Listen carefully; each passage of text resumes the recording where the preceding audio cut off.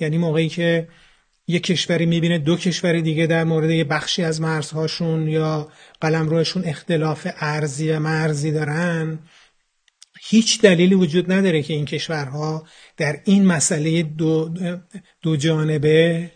یه دعوای ارضی و مرزی دو جانبه مداخله بکنن، چون همه واقف هستن، آگاه هستن که یک احساسات ملی پشت این اختلافات هست.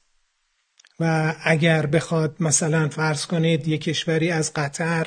حمایت بکنه در اختلاف مرزیش یا در گذشته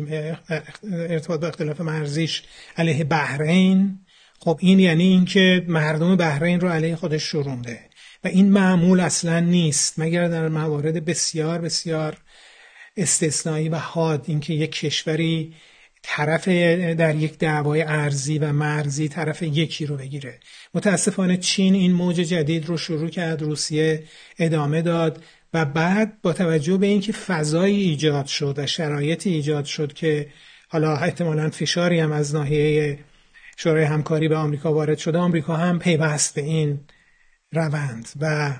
در سپتامبر 2024 و سپتامبر 2025 در نشست وزرای خارجه آمریکا با وزرای خارجه شورای همکاری در مجمع عمومی سازمان ملل این مواضع تکرار شد و این به هر حال تبدیل شده به یه روندی که اینها دارن این مواضع رو تکرار میکنن.